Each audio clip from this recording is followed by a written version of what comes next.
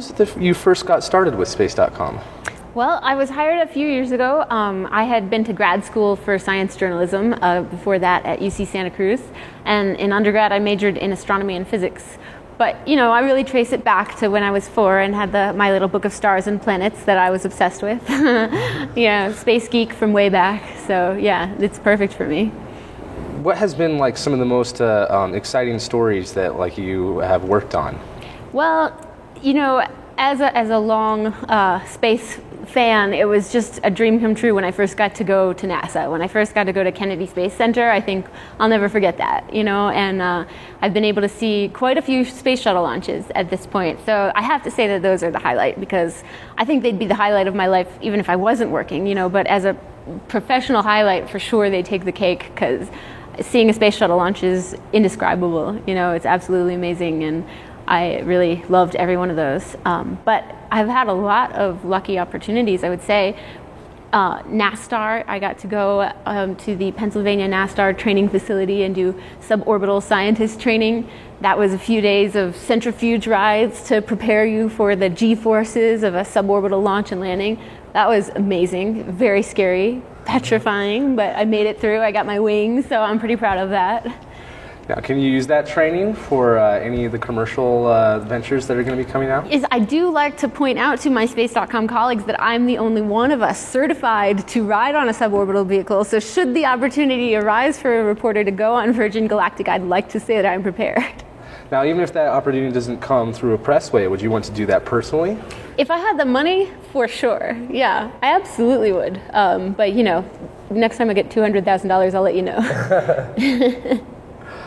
Now, what can you tell me about how you guys operate at Space.com? Do you all work separately and then just have pull in, do you have deadlines? What more can you tell me about the operations there? Well, most of us operate out of a Manhattan newsroom, so we're in Midtown Manhattan, and I go to work every day, and yeah, we have deadlines, usually pretty tight ones. We're definitely news style writing, so I'm not taking 5 days to write a feature, although that would be nice, and I love reading those kind of pieces. That's not really what we do so much as quick reporting on the news and happenings in the space world, and that's pretty fun, because every day it's something new. You don't really know what you're going to be writing till you get in necessarily some days, and something happens, something breaking, and you have to jump on it and hit the phones, and I really love that. There's always something going on.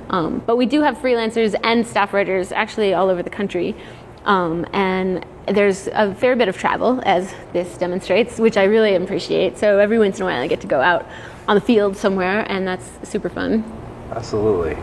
So what kind of collaborative relationship do you have with some of the other space bloggers out there? Yeah, we definitely have partnerships pretty widely. We share content with Spaceflight Now and Space News and CollectSpace.com. There's a bunch of different networks that we've built up over time, and the space reporting community is pretty small and tight, which I love. I've made some really great friends, and a lot of people kind of hop from one site to another or just engage back and forth. So we like to definitely highlight good work being done by other people reporting on space. So the style of reporting that you do is more of a style of like a newspaper style of journalism as opposed to like a magazine style. Is that correct?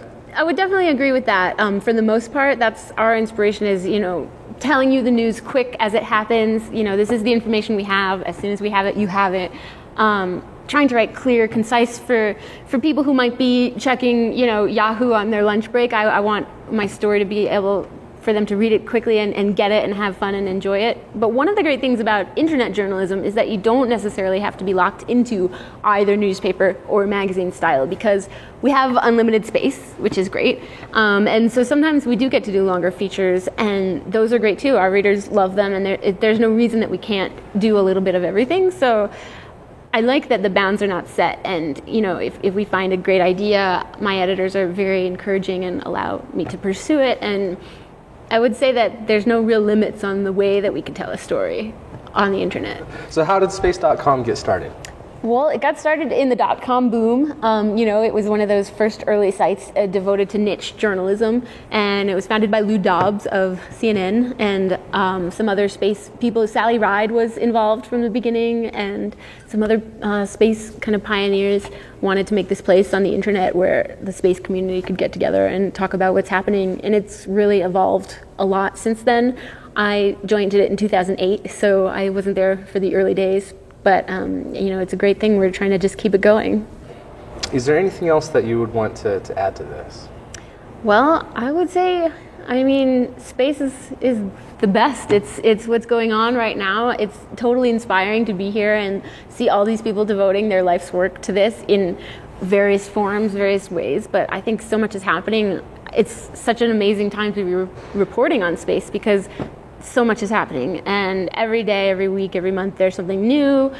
I feel like we could see amazing things in our lifetimes, things that we can't necessarily even imagine right now, and I certainly want to be there when that happens, so I just look forward to it.